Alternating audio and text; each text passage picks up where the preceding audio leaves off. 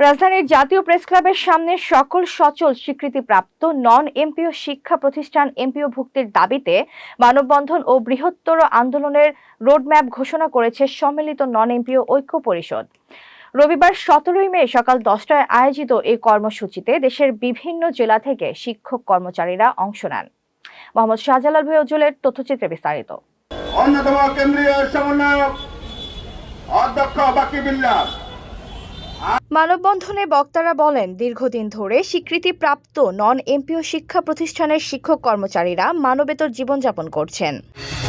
ঘরে বা ইন্ডাস্ট্রিতে মেগনা স্টার কেবলস, বিশুদ্ধ কপারের নিরাপদ কেবলস, আপনার নিরাপত্তার সঙ্গী। সংগ্রামের সাথী বন্ধুগণ, আজকের এই মানববন্ধন কর্মসূচিতে আমাদের মাঝে উপস্থিত আছেন কেন্দ্রীয় সাংগঠনিক সমন্বয়ক অধ্যক্ষ মনিরুল হক। শিক্ষা প্রতিষ্ঠানে নিয়মিত পাঠদান ও শিক্ষার মনোন্নয়নে ভূমিকা রাখলেও তারা সরকারি বেতন ভাতা থেকে বঞ্চিত। অবিলম্বে সকল সচল ও স্বীকৃতিপ্রাপ্ত শিক্ষা প্রতিষ্ঠানকে এমপিও ভুক্তির আওতায় আনার দাবি জানান তারা। আমরা অনশন করতে পারতাম যে 24 ঘন্টার মধ্যে যদি আমাদের এমপিও না দেওয়া হয় তাহলে আমরা বিষ খেয়ে আত্মহত্যা করব।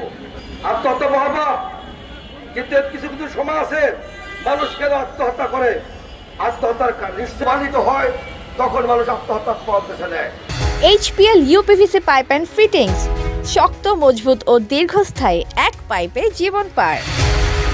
বক্তারা আরও বলেন, শিক্ষা ব্যবস্থার উন্নয়ন ও শিক্ষকদের মর্যাদা রক্ষায় নন এমপিও প্রতিষ্ঠান এমপিও ভুক্তির কোনো বিকল্প নেই। দাবি আদায়ে আগামী দিনে বৃহত্তর আন্দোলনের কর্মসূচি ঘোষণা করা হবে বলেও জানান নেতারা।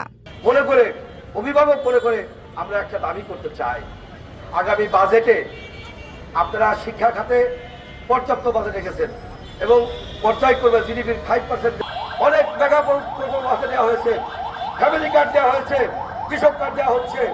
সম্মিলিত নন এমপিও ঐক্য পরিষদের নেতৃবৃন্দ বলেন, দাবি আদায় না হওয়া পর্যন্ত শান্তিপূর্ণ আন্দোলন অব্যাহত থাকবে। এতক্ষণ আপনাদের সাথে ছিলাম তামান্না ইসলাম তন্নি। প্রতিদিনের নিউজ আপডেট পেতে আমাদের সাথেই থাকুন।